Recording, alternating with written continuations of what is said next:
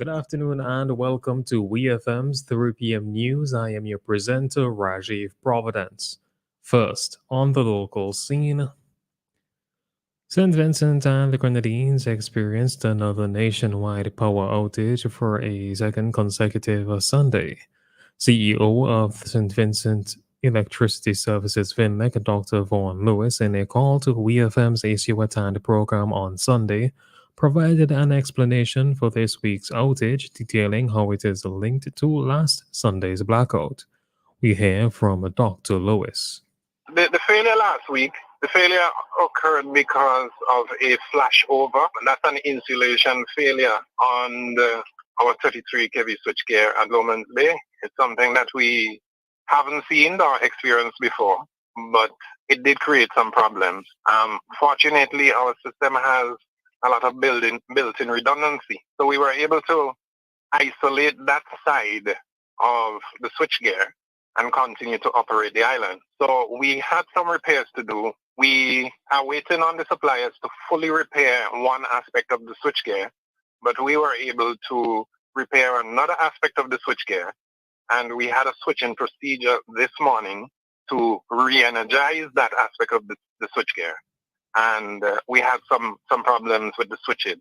So that's what led to the second outage. Dr. Lewis, during his time on the program, made it clear that this week's power outage, as well as last week's, were in no way connected to the testing of lights at the Annisvale Stadium. Okay, let me clear that up. The first system failure, when the first system failure occurred, the lights were not yet connected to our system. We had not energized that aspect of the work there. So our first system failure was not related to the lights, and the second system failure was not related to the lights because the lights are not currently on.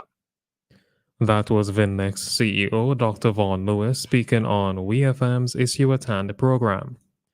According to an official post from VINMEC, power was restored to all affected areas just after 1 p.m. on Sunday, following the morning's service interruption.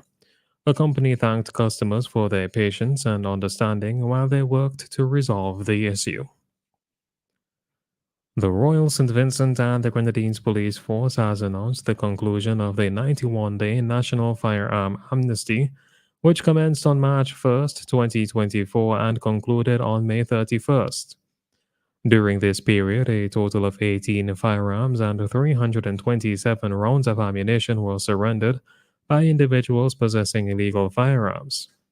The amnesty culminated with an impactful community walkabout and town hall meeting in the town of Barley on May 30th, 2024.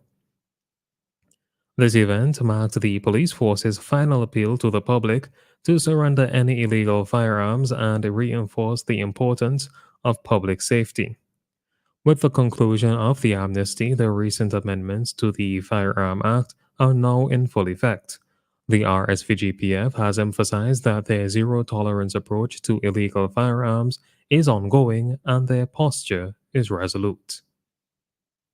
Still on the local scene, a total of 34 representatives from across the local business sector will hone their skills in financial management at a one-week record-keeping workshop organized by the Center for Enterprise Development, Inc., the CED.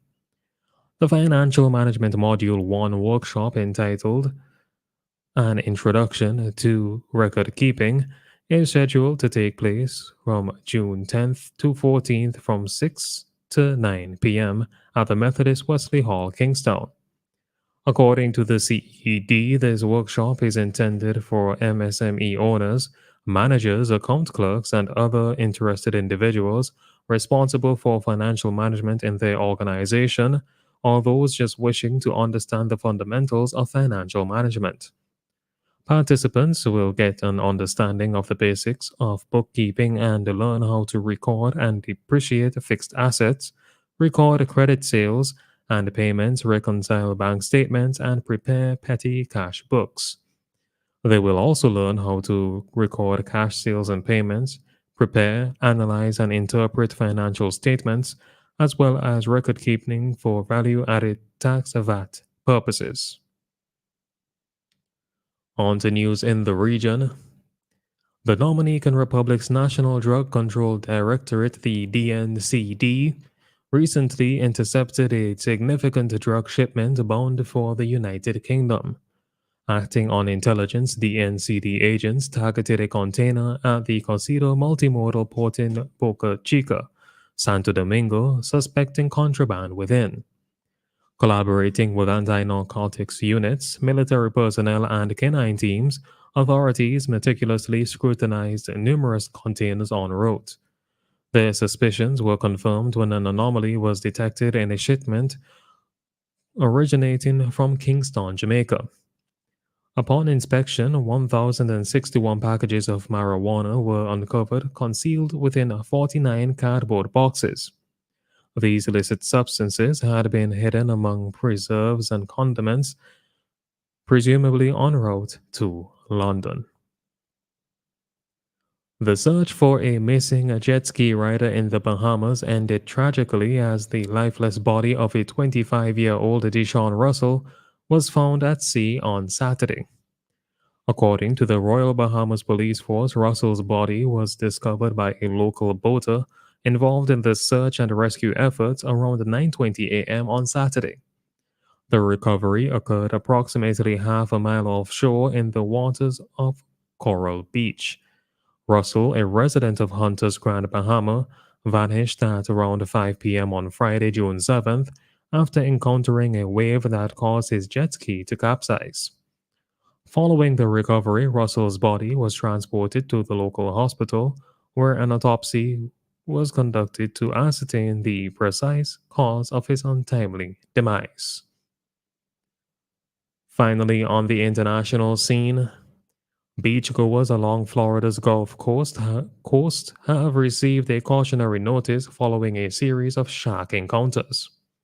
In separate incidents, three swimmers fell victim to shark attacks, prompting authorities to advise heightened vigilance. In the first incident, a woman underwent partial arm amputation after a shark bite in Walton County, located in the northwestern part of Florida. Shortly thereafter, on a beach just 4 miles further east, two teenage girls encountered a similar fate while enjoying the waters with friends.